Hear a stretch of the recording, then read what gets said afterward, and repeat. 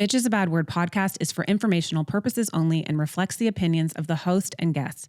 It contains explicit content and discusses sensitive topics such as domestic abuse, sexual assault, and violence, which may be distressing to some listeners. Please take care of your emotional well-being while listening. While we strive for accuracy, we make no warranties about the completeness or reliability of the information, and any reliance on it is at your own risk. We do not endorse third-party views and are not liable for any defamatory claims. Listeners should conduct their own research and consult professionals before making decisions. If you or someone you know is in danger, please call 911 or contact the National Domestic Abuse Hotline 24 hours a day, 7 days a week at 800-799-7233 or text START, S-T-A-R-T, to 88788. We've got your back, besties. Caliber Studios has not independently verified the information you're about to hear.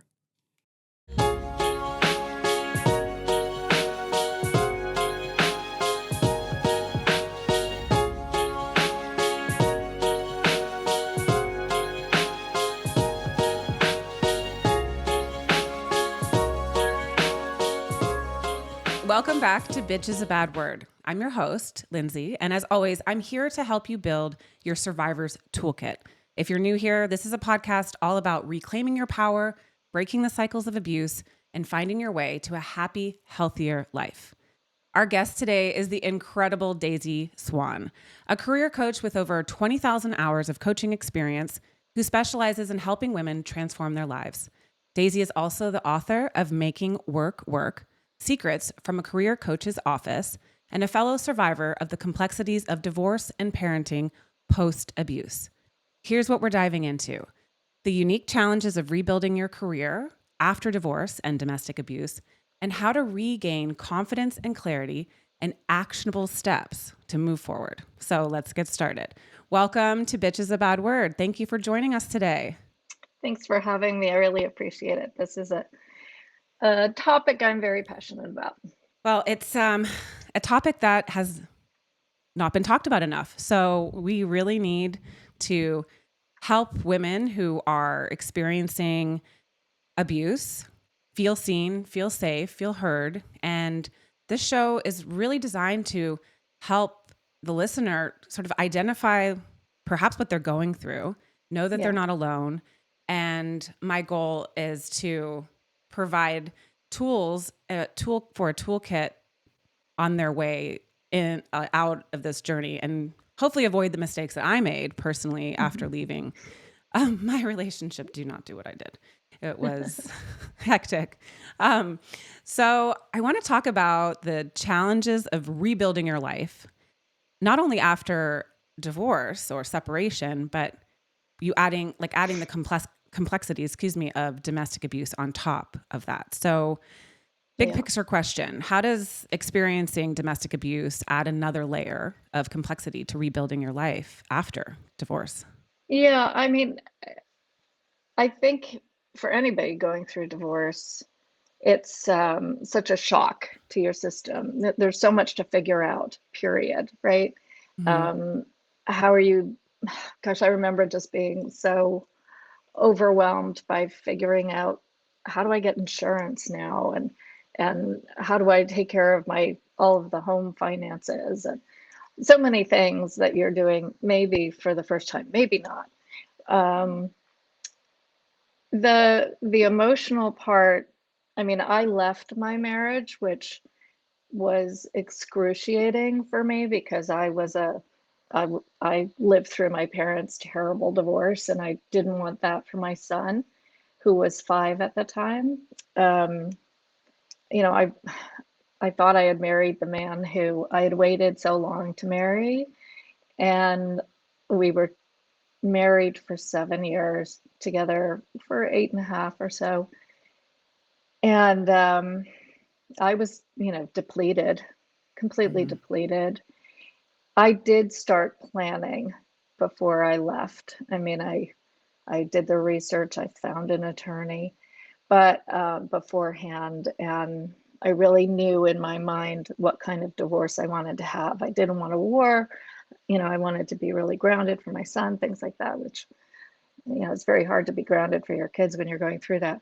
But the confidence piece, I mean, I've always been a very confident, kind of vivacious person. That's just who I was, friendly, outgoing. And I didn't tell people I was going through this. Only like two friends knew what I was going through. And so I really needed to build back confidence. And that's what I see for the women that I'm working with or have worked with. There's just such an emotional roller coaster when you're going through this, as you know. Right. Well, you also And feel the stigma too. So you're getting divorced, which feels carries a lot of shame. And then you're perhaps owning and sharing that not only are you going through a divorce, but your marriage was abusive. So typically those are secrets you keep and you don't share with people. So then you're having to sort of come out in two ways. And for me, I held a lot of shame on both fronts, which one I shouldn't have owned either one of those feelings, but it is. You have kids and nobody gets married or has children thinking, well, in about 7 or 8 years, this is going to blow up and we're going to get divorced, but it's all good. You want the forever. exactly, absolutely. And I knew that people looked at us as kind of a golden couple, right? And and which really pained me because I wished that people would know what he sounded like when it was just the two of us, you know. Mm-hmm. Um, that was just awful. My son didn't know. He really didn't know. So at least we shielded him from what was going on. Um, but that, leads to other issues too, because he had a lot of questions, which, I didn't want to address when he was younger. But which, by the way, he's great. He's very successful. He's a wonderful guy, Oh, um, that's lovely. almost 29. So, but yeah, it's, in thinking about this, it is a process to think that you're gonna, boom, shed all of this. Like that's an unrealistic expectation. This takes a while to heal and Mm-hmm. to come back to yourself, to come back to this new self, which, in thinking about our conversation, I wish I hadn't gone through all of that. And there are so many gifts. I grew so much, and sadly, oftentimes we really grow personally and professionally from the difficulties that we face. Right. And, so there are tremendous gifts, and I've seen it with the people that I work with, because oftentimes we're giving up so much of ourselves to make something very difficult work. That's really well said. And if you're coming out of a domestically abusive or a relationship and your identity is very much wrapped into your um, that part of your life, and Yeah, then you're free and you're leaving, and the emotional abuse doesn't really stop there. I mean, I always want to be very open and honest. If you have children together, the person doesn't just like churn off who they are because you've left. In fact, you're there's together for a long time. you're together, you have hitched your wagon to some like a crazy train, and you have to realize that while you're trying to rebuild, you're still having to go through the emotional Hmm. manipulation. For many survivors, the abuse is extended into financial control. And if Yes.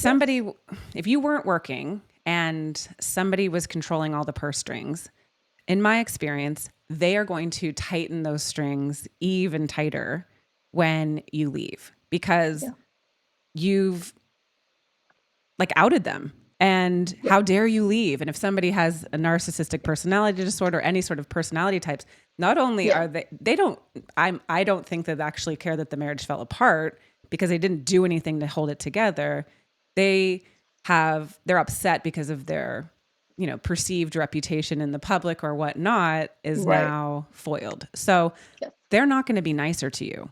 In fact, they're like, you figure it out on your own. So if you are a woman who maybe worked before, or my focus is really on women who were stay-at-home moms, because Yeah. there are very few careers in the world that you can take a 10-year gap and re-enter the marketplace making the same kind of money that somebody that's been in for 10 years is making, even Yeah. understanding, I mean, the No. information changes, the technology changes. Like, it doesn't matter what you've done. Now you're trying to come in saying, I have a Yes. friend who has a master's degree and she can't get a job at Trader Joe's. She's like, Yeah. I'm not qualified to do anything. So how can Yeah. we help our listeners regain this financial independence after Yeah. leaving? Yeah. And so financial independence, period, is a big bailiwick, right? I mean, what financial independence, you have to really know what you're talking about. What are you really imagining being able to do? Like, so just as a foundation, it's really important to meet with a financial advisor, and there are pay for service or types of people, and that's what I did. So I knew what I needed to have in order to manage. I mean, going through your finances very finely to look at what you're going to need, from spousal support if you're going to get that, or child support. And I did, and I was very fortunate. My ex-husband made great money, and so I was able to continue to live comfortably. Um, but you have to know your long-term goal, right? And Right. so um, when people talk about, I want to be financially independent, and by the way, I have the same conversation with 20 somethings Okay. because they don't know what they mean when they say financially independent or support myself. You have to know what you need and what you really need, and you have to give yourself a good runway. Now, that said, um, I like one of my clients, she was going through this. We talked about her network. We talked about her previous work. We really looked at her experience. And this is what I do with all of my clients. We look at who you are and now, who you have been, what experience you have, what matters to you, what you can bring forward into work, all of these different components. And it's great to talk them out with somebody. Yes, you can do this on your own, but I do recommend financial planner, a therapist, and a coach. Because talking this stuff through is important. And I know that sounds like it's going to be a lot of money, but it's an investment in moving forward. They don't all have to be there forever. Um, and so then putting together a great resume, there's a lot of resume templates on Pinterest and stuff. Don't use those. They're Okay. way too gobbledygooky, just very straightforward, but you have to know what your skills are. A resume is for your skills. It's not, paragraphs about what you did. Um, but you need to have good skills showing up. What I mean by that might feel intimidating. You need to know what skills you can bring, and a lot of people have wonderful skills from when they've been working at home, taking care of their families, working at schools or volunteering at schools or nonprofits, sports leagues, all sorts of things, selling. We got a lot of skills that we're not You're like necessarily. chef, private chauffeur, like CEO of domestic organization There's a skills, lot. There's a lot laundry that we development. What I mean, and I don't mean to managing a like, budget. yes, and not to like, I mean, I want to make it light because being a stay-at-home mother is a massive responsibility, and it's a massive undertaking, and it's the Yeah, the one career that you're not paid appropriately for. yeah, And you've got one person, and this is the sort of, anybody is subjected to abuse when there's an imbalance of power. So you've got yeah, the man who's going out and he's able to build his network, build his net worth, and leave the home every day getting, richer and more connected. And you're here doing the greatest work ever, which is raising the children and managing the house. But your network isn't growing, maybe, and Well, your but net worth here's isn't growing. that is, so much of that is true. And we do have a network. And one of the women that I worked with, once we got this resume together and brought back to her memories, the things that she's done, and it is really important to do this kind of inventory of who you are and who you've been, maybe not in the last many years, but that's all there. Um, and then it's talking to your network. And in one case, this client, after a couple of sessions that we did together, she reached out to her network, and a friend's husband was looking for a right-hand person in his finance firm. And he talked to her and hired her on the spot.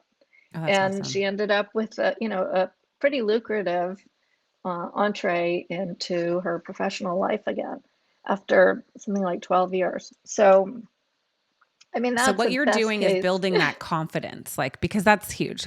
Confidence is a huge part of this equation because It is. domestic abuse often strips survivors of their self-worth. And so Yes, it's important to hear from an outsider looking in when you put it all on paper that, you have worth. You do have a network. yes, You can go out and rebuild yourself, and maybe even better than you imagine, because you do kind of carry exactly. that resilience, from the confidence that it takes from leaving. Hi, I'm Sarah Wayne Callies, and I played Dr. Sarah Tancredi on Prison Break. And I'm Paul Edelstein, and I played Agent Paul Kellerman on Prison Break. Please join us on our rewatch podcast, Prison Breaking, with Sarah and Paul. We're going to have all kinds of guests and never-before-told stories, so follow us on Apple Podcasts or Spotify or wherever you get your podcasts. And you can subscribe to our watch party on the link there. We can't wait to see you there. And follow us on Instagram at Prison Break Podcast. See you there.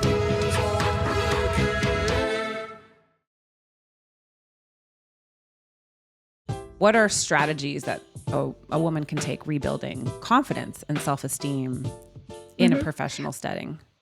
Well, when you say in a professional setting, you mean to bring to a Or to professional bring to a setting? professional setting, right? Okay. So saying, okay, here I am, I've left. How does Yeah. this look? Yeah. Well, there are specific things to do, like one, really take care of yourself if you haven't been. Okay. And I mean that seriously. I've worked with women who have not gone to the doctor.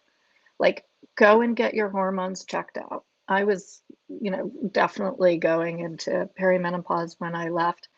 And yes, so take care of yourself. Go to the doctor.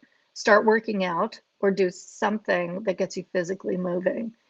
Um, if you need to revamp your look, your style, go and do that, which means, you know, go to a makeup counter.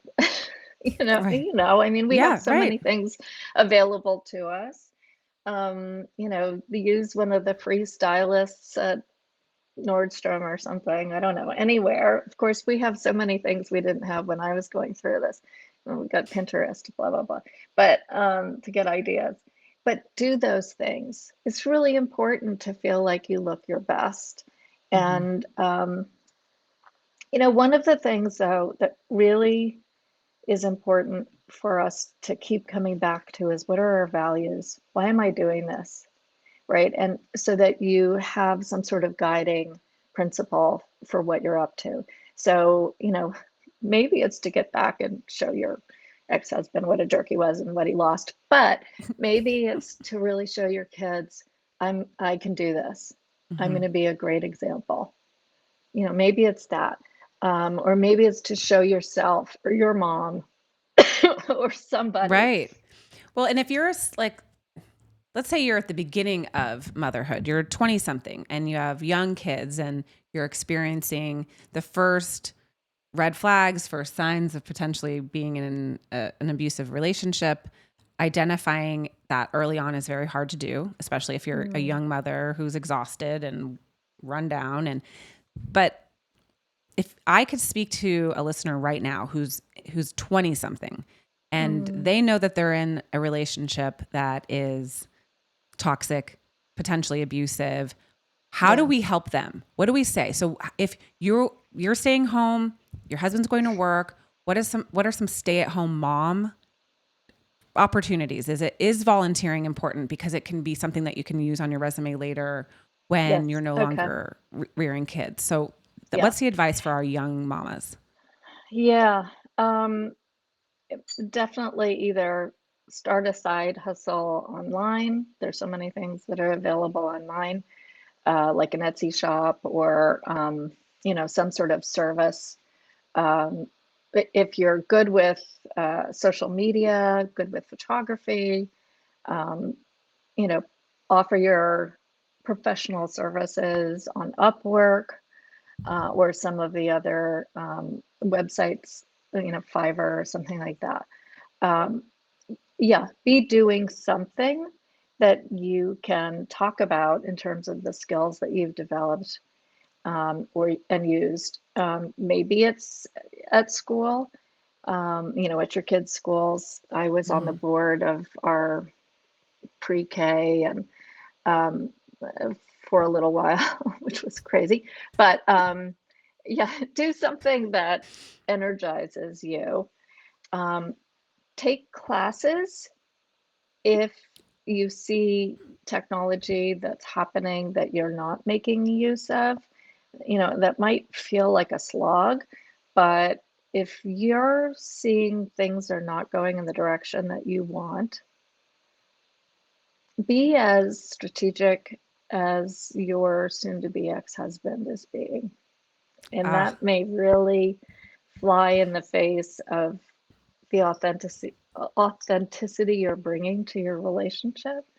But that was something that I realized when I knew I was leaving. It was like, I bought some of the clothes I knew I needed to continue with my work in okay. advance of leaving, right? Yes, we always say Um, if you can have access to anything that, especially if you're in a financially controlling or abusive relationship, building that wardrobe, if your partner doesn't mind that you go shopping, or building, you know, upgrading your computer, getting a new phone, whatever it is you need yeah, to do that they allow you to buy, yes, to help build your own personal brand that you're going to need to take with you when you leave. And it's exactly. important to understand that this is strategic. And I mean, Yep, obviously if you're in immediate danger, you just need to get the hell out. Please just yes, go. And there may not be time to plan for this. But I mean, if you're entering, I mean, nowadays too, there's, like you said, there's so many opportunities for women that don't have to leave and go to a office from mhm, 9 to 5. You can stay home and build a career, and we can do it all. I mean, we can make humans. We can make a really good career choice as well. So I yeah, I want to absolutely. And empower. sorry, I was going to say it can be the things that you love to do. If you're a fantastic cook for your family, I mean, cooking shows, cooking websites, I look at them every morning, many of them. Right. We can do that.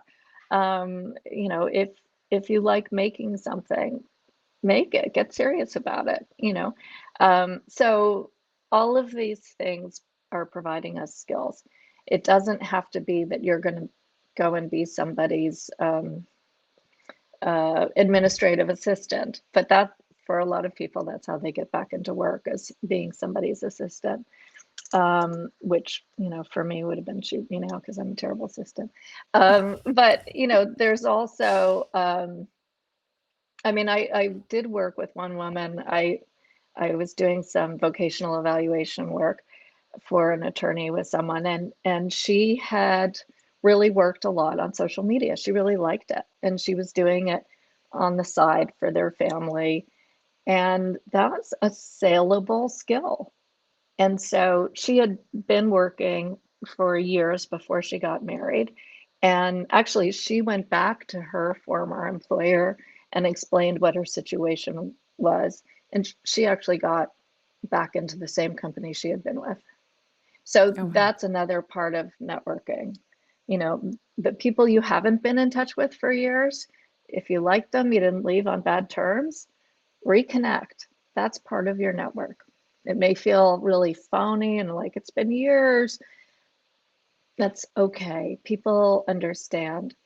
But anyway, in terms of her skill set, because social media is such a thing, it really helped her to re-engage with the workforce again and get back into a job. Oh, that's So, awesome. but to remember why you're doing this, and that's also why we can't do this alone. You need your friends, or your team, your coach or your therapist, or to be able to say to you, you're going to do this, you're going to get through this, you know, just know this is a process and it's not easy, but you can do it. We can do hard things. We can. We're going to take a quick break. And when we come back, we're going to talk about finding balance and clarity after divorce, and especially after any type of abuse whatsoever. We'll be right back, besties. Okay, welcome back to this episode of Bitch is a Bad Word. We have the amazing Daisy Swan joining us today, helping us understand what our worth is. Our self-worth is important to build that net worth that we're going to need when we leave a relationship of any sorts, but especially after you have been out of the workforce for an extended amount of time. Your confidence isn't quite where it needs to be. And the tools that you're going to need to build yourself back up and be ready to rock this new life, because it is amazing on the other side. And you're telling all these stories of women who come to you and they say, like, I don't even know, I just like to cook, or I just like social media, or I know how to sew, or whatever it is that they know how to do. And it doesn't feel like a monetizable skill set. And someone like you, who is a coach that you can sit with, and you're going to unpack all of those hidden talents that they have and put it together into a resume form or into building that self-confidence back to say, wait a minute, I do have a skill set. I haven't just been changing diapers or cooking for my husband for all this time. I have value. And I personally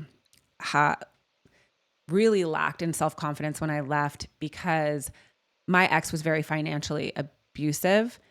And he would say to me that while I created value while we were together, and I was taking care of our children while he was building an extraordinarily successful business, I took said value with me when I left him. So I'm sitting there, I have no value now. And that was the story that I was telling myself for a while, when I was sort of stuck in this victimhood of, maybe he's right. And this is obviously a ploy to try to pull you back. And, we say that women leave an abusive relationship many times and often go back. And we say there's no shame in staying. You leave when you're ready to leave. You have to make the choices that are right for you, that are safest for you. But oftentimes your ex, even if he isn't abusive, they don't want you to leave. Like, oh, she'll calm down, she'll come back. But they're going to use tricks and tools to manipulate you and continue to control Mine you. did. Yes? Yeah, sure. It was always, when I would finally get really sick of things, and I'd be like, I just mentally and emotionally shut him out, and he would know it. And then 3 months, right around 3 months, when he'd be really nice for all that time, and I'd start to relax a little bit, and I'd start to think, oh, maybe this is going to work. And as soon as I had something like that thought, and my body started to relax a little bit, it was they ripped that rug. Yep. Well, because you're still in the cycle of abuse. It's like, I really want to impress upon people that, the way that you cycled with your partner while you were with them is the way they're going to continue to cycle. If not, it's not in your everyday life, because you get to close your own door and sleep in your own bed, which is like the ultimate feeling of peace. But if you're co-parenting, with this person, like, good luck. Good luck trying to understand. I have had the most ridiculous arguments about, paying half of signing up the kid for sports, and then you Oh yeah. sign them up. Like, Yeah. you're sitting there to like the last possible second. Like, I don't want to I don't want to be the one who purchases this because I'm not going to get Yep. paid half of this back. And so I almost want to Yep. say to people, like, the best thing you can do is to build your own financial resources so that you are no longer dependent on that person. You can make the choices and to like literally not like give a crap whether or not they pay you or not, to say, these are the sports, extracurricular, clothes, what have you, that I would like to have for my child. Mhm. And I am not going to expect anything from the other person, because any opportunity they can to come in and manipulate you or play a game with you or Yeah. have you beg. I found myself just like flipping the other day being like, I paid for this. And it's like, it's nothing. It's like $100 something. This is half. And Yeah. I've asked like 3 times and I'm like, stop being so predictable, Lindsay. Like, this is what he wants you to do. He's excited Exactly. that you've engaged him in this little like power play. And Mhm. he likes the idea, most likely, that I'm sitting there wanting that money back. So I'm like, okay, whatever, we're done. Like, but I want my kid to play this sport. So I'm going to suck it up and we're going to move forward, Yeah. because that's the only way to true freedom, is if you don't need anything from your ex.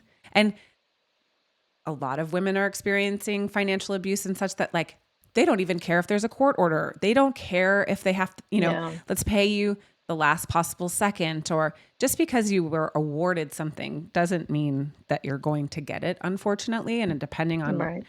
your state or what situations that you're in, we'll be honest, the family court system is broken, and judges don't typically want to put a parent in jail for being in contempt of a child support order. They want you to figure it out.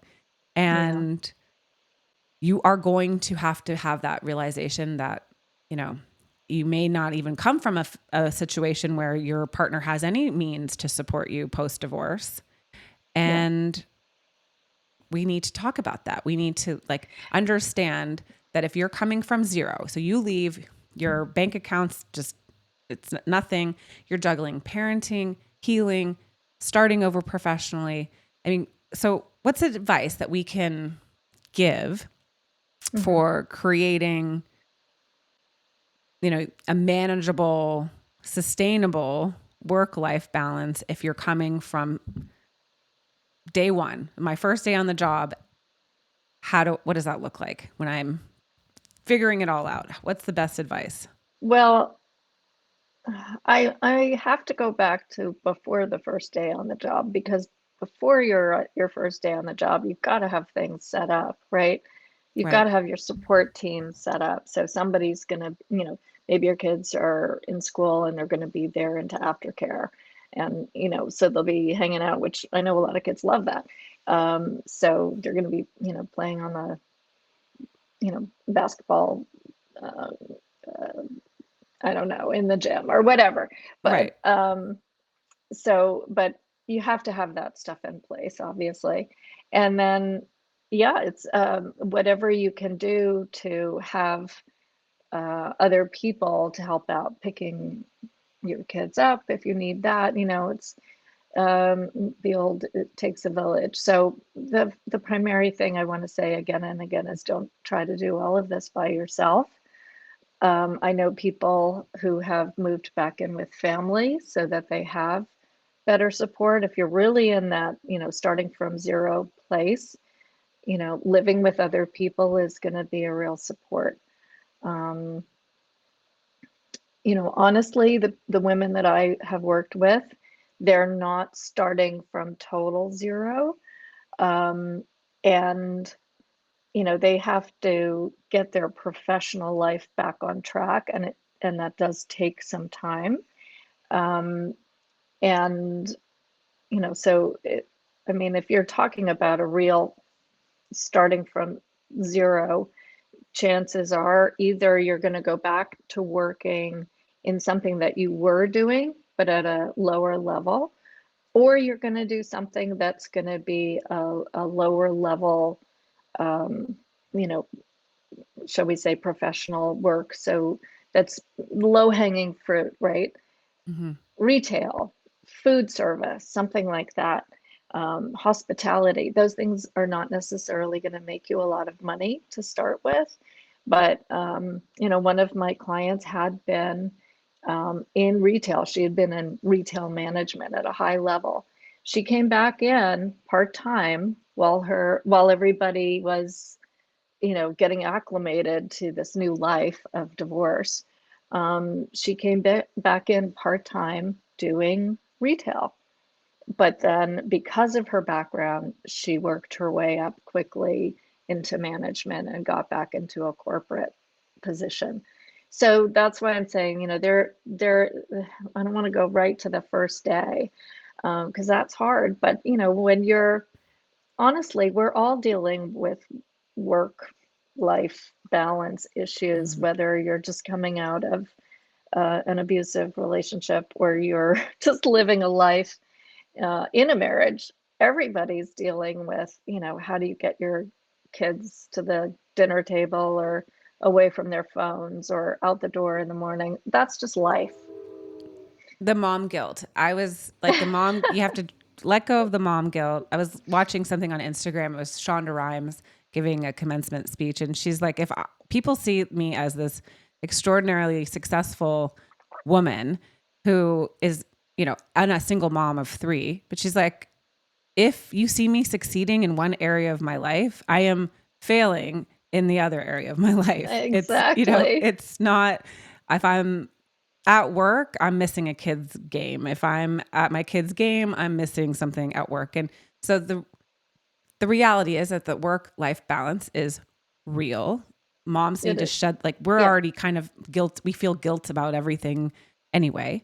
Yes. So you're going to have to just like pump the brakes on the guilt. And then also just mindfulness that, you're in a new place in life, which can be truly daunting, but also Yeah.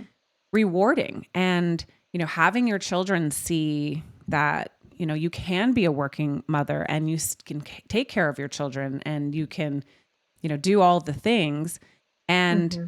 they're going to be okay. If they have to go to Yeah. aftercare and they've never been to aftercare, they may love it. And Yeah, that's what you're going to exactly. need to do. And you're going to pick them up and be like, this is the most amazing thing ever.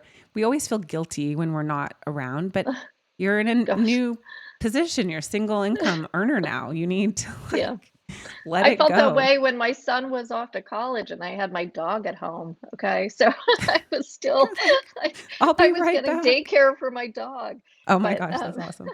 It's true. I mean, so the toughest part of rebuilding is figuring out who you are now because you're yes. new. And this is great. This is the new version of yourself. So how can women use this creativity or their lifelong learning to rediscover themselves? Well, one of the things I talk about with so many clients, men, women, younger, older, um, is about connecting with yourself, period, right? Like, what are the things that once brought you joy or that do bring you joy? Bring them back into your life, period. Find a way. Um, I was just talking with a client the other day he's very successful, but he's burned out and he doesn't like his work anymore and he's the sole breadwinner. I mean, I just to say, men and women Mm-hmm. struggle with this stuff, okay? And we were talking about one of my favorite tools to reconnect with oneself. This is just one book. I'm a big book person. I have used and love a lot of books. They're my good friends. But one is The Artist's Way, which is a wonderful way of reconnecting to yourself by writing every morning. And it takes you through a bunch of prompts, like going through a class. And I did it for myself, like when it first came out in the 90s, and I've done it again in, 2014, 200. So like, it's just a way to connect to yourself. Meditation, I've been a mindfulness instructor for many years. I have been a mindfulness person since I was in my teens. And,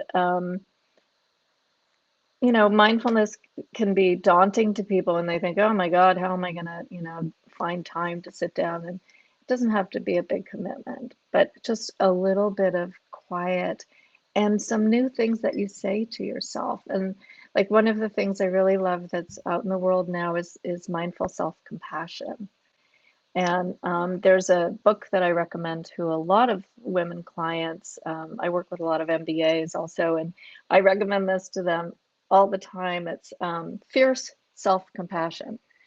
And so that we can really learn how to take care of ourselves and the people we love with a sense of kindness to ourselves without being a pushover.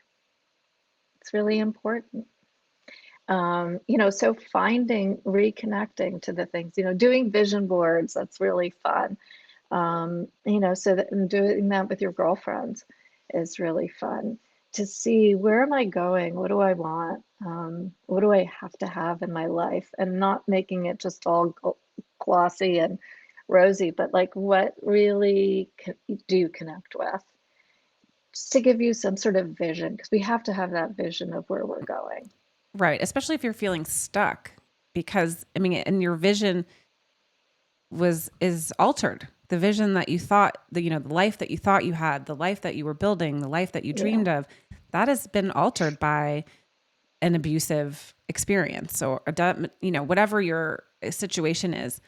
It is not what you imagined it would be. And that's a hard place to be. And you can get stuck in that mind of this isn't what I wanted. And I can't believe, I say victimhood, but it's bigger than that. It's just, you're disappointed. This isn't what you wanted. So you need to get unstuck and get moving in the direction of building your life, rebuilding your life, and rebuilding your life on your terms. So it can be exciting again. You don't really have to ask permission from the person that you probably once had to ask permission to do most things.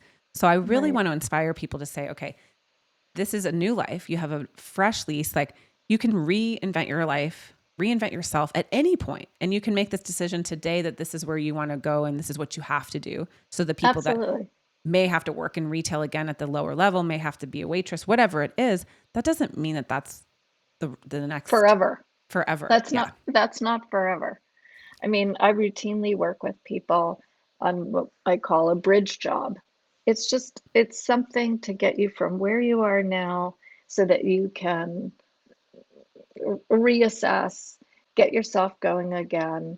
And that can be at all different levels. It can be a high level bridge job, or it can be a lower level bridge job, but it's something that's going to help you move on to the next thing. And that's how we build careers, is just keep moving in the direction that we want to go in. And by the way, I think that's true also in relationships.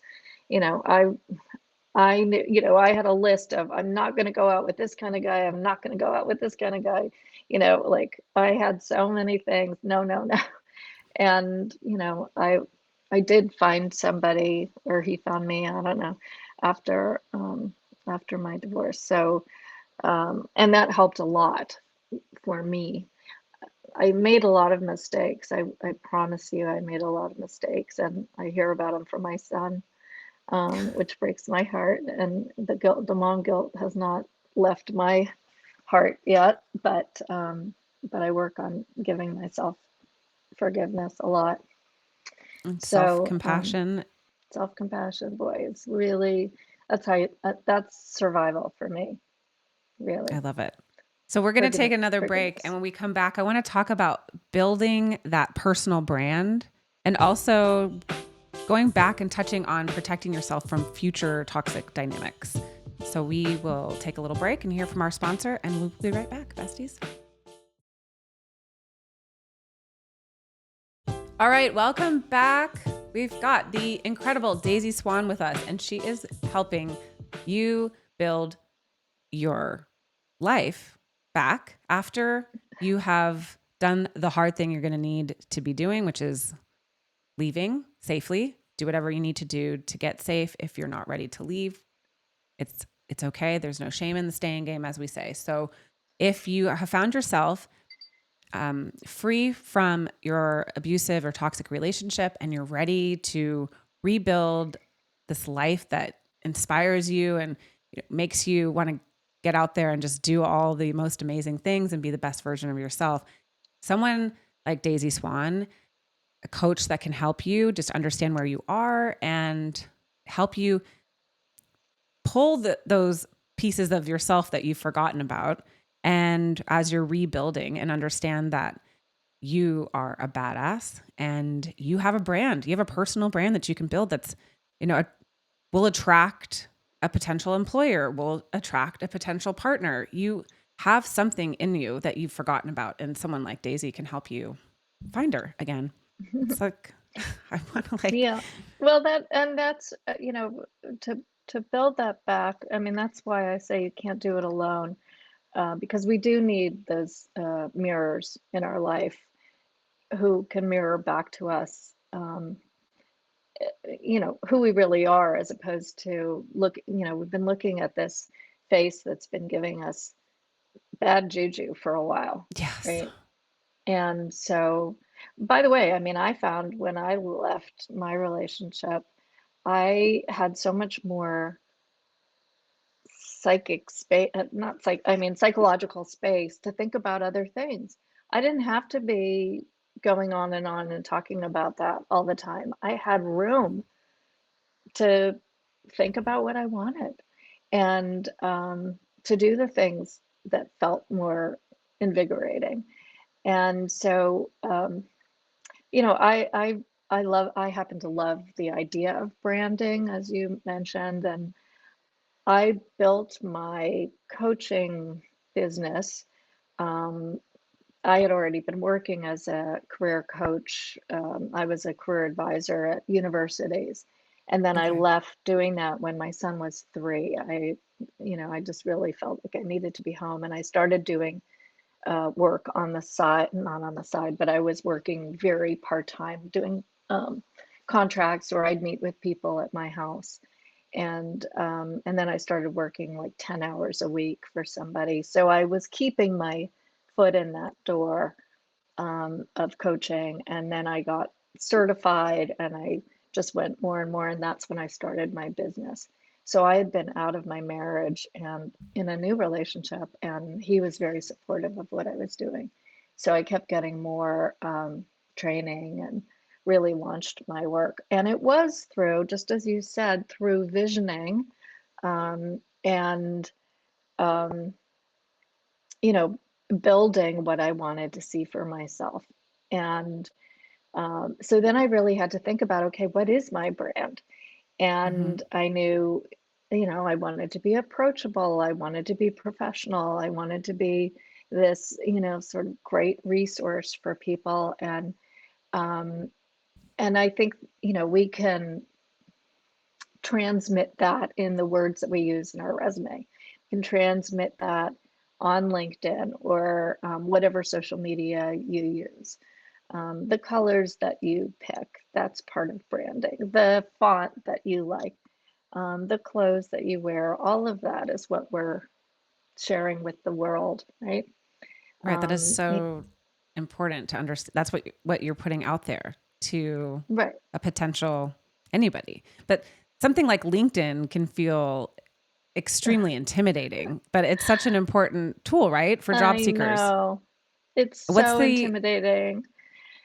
It doesn't have to be perfect. You're going to be sort of invisible to most people until you start reaching out to connect with people. One okay. of the things, it's important to have a great, sort of shoulders up photo that really shows your face. And it's not, out with the girls kind of thing or with your kids. It's a Your mom bun professional. and your sweatpants. And having a good tagline and I like people to have, a few words that describe what the skills they were wanting to use. So if it's, bookkeeping, by the way, bookkeeping, everybody will always need a bookkeeper. Um, so that's a good thing to be if that's one of your things. or an organizer. People need organizers, but anyway, there's a lot of different things, and you can put those as a tagline. And then an about section, and you can talk about the things you know you can do and what you could bring to an organization. One of the things I really recommend people do, and I know this is scary for a lot of people, look at job descriptions that you think you might be interested in going for. You can look on Indeed, you can look on idealist.org, that's for nonprofits. And you can look at LinkedIn for jobs. If you find some job descriptions that look even a little bit interesting to you, look at what they're looking for and Okay. use those skills or that language in your about section and also in any descriptions that you have in your work experience. And those will help you be a relatable, or, if you're a candidate for a job, at least you're speaking the same language to this potential employer. That's great advice. Yeah, that makes total sense. You want to be able to attract somebody that's just scrolling through applicants. There has to be some sort of talking point or key point that attracts them or makes them stop and look at what you've done. And so that's Right. great advice. I want to talk about, before we wrap up, that there's a lot of survivors, myself included, worry about falling into similar patterns in future relationships. Perhaps they met their abuser at the last place they worked or whatever. Like, I mean, you really have to understand that you're coming in with, a different person that you were post abuse. And we always talk about red flags. So what are red flags that we should watch out for to avoid toxic dynamics, whether they're personal but mostly professional? What are these? We love to say, like, when you see that flag, it's okay to go, and it's okay to just, like, this isn't working. This makes me feel uncomfortable. I'm leaving. Stop being the nice person that just sticks around and takes it. So, what are some red flags we need to tell our besties to look out for? Well, I don't know. I would say in the next relationships I've been in, I just ask so many questions. I ask and I ask and I ask. And like, if they don't like that, well, there's the answer. But also, people can say a lot of things about themselves, but the proof is in the pudding, right? Like how they really show up on a regular basis. But I, just really took a lot of space for myself. And then I, would sort of tiptoe and in, and have this person meet other people and, get them vetted by other people too, to make So sure that, important. but I felt like I had to burn through, I'm going to say probably most of us get into some sort of abusive situation because of patterns we were already living from something before. I had to burn through a lot of relationship karma. That's the way I think of it, and I love so that. I got better at at choosing. So, but I love it. affairs of the heart, they're tricky, and it's worth it. It definitely is worth it. Everything is better on the other side when you do the work. Yes, When you do the work and you rebuild yourself and you take space for yourself, and you can, right.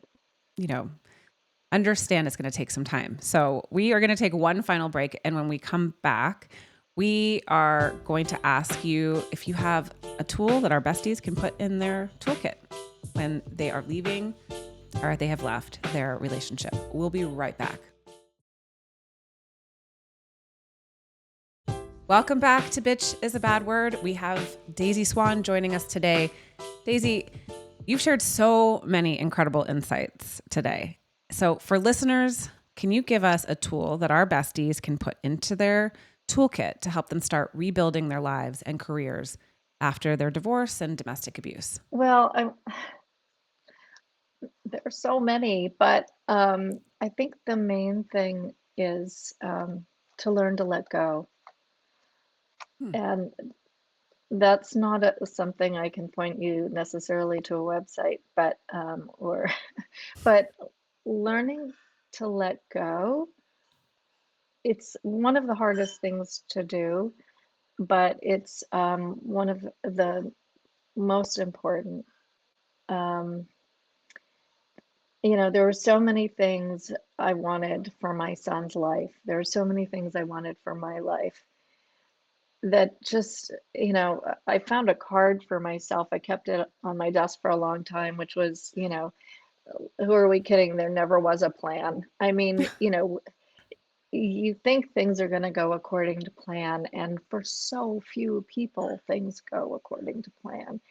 And, even if it takes a while for their plan to crumble, believe me, a plan is not going to, it doesn't always go according to plan. And so we have to learn to be able to let go of holding what we thought we needed to have happen. And one of my meditation teachers, Jack Kornfield, would talk about what he called rope burn. If you're holding onto a rope because you want it to stay exactly where it is and it's moving, rope burn. Oh, So, that's what a great analogy. learning how to be like, okay, this is what's happening now. What do we do now? Let it go. Yes, we need to let it go. Yeah. And trust and trust. Find trust in yourself too. I love I that. have I have a lot of reminders. So since you said that, this is my trust rock. There he is. Yes. I've Trust. had this Trust. I've had this nearby me for years, and trust is, that it's going to work out. You're going to find what you need. You're going to build what you want. You know, um, your kids are going to be okay. You Well, don't have especially to if you've come manage from everything. a broken life for so long and you lack trust. You lack For trust in sure. other people, you lack trust in yourself. So when you rebuild that trust and trust that, what if it's all going to work out? Why Exactly. not? And I like to say, I do these like mantras for myself. And I'm like, why not me? Why can't it be me? Like it does. Yeah, Trusting in yourself, rebuilding that self-confidence again and saying that, good things can happen to you. Good. And why not? And, it's exactly. not all doom and gloom. What if you woke up and just it all worked out? And right now I'm living proof that 100% of the things that I thought were going to go wrong or that I thought were going to go right, never happened. It's like, again, like Yes. you just said, there's nothing goes according to plan. But right now, as I'm sitting here speaking to you, everything that I thought was going to go wrong today hasn't happened. So, Oh, yay. I'm trusting in my life that it's all going to work out. It's, you're Yeah. on the right path. And so, I really appreciate our time together today. And before we go, where can our listeners find your work? Oh, yeah, my website is daisyswan.com. I have two nouns for a name, and yeah, people can reach out through my website, and happy to talk. I love it. And your book, Making Work Work, Secrets Hmm. from a Career Coach's Office. I don't have a copy. If you want to throw it up Yeah, there, it's an ebook. I decided that was easier than having having 1,000 books in my garage. But yeah, so that can be found on Amazon easily. So thank you for joining us today on Bitch is a Bad Word. Daisy Swan, you are an inspiration and your insight was just incredible. And I'm so grateful for you joining us today. thank you so much for having me. I really appreciate it, and I love what you're doing. So keep it up. Thank you. Let's do it. Let's grow a new garden of inspiration for these women and trust yourself. So thank you for joining Exactly. us. Make sure to check out our show notes for links to Daisy's books and resources. And remember, rebuilding is a process, but every step is a step in the right direction and towards freedom and confidence and peace. So do the things that you need to do to get that peace and resilience back in your life. And we will see you next time.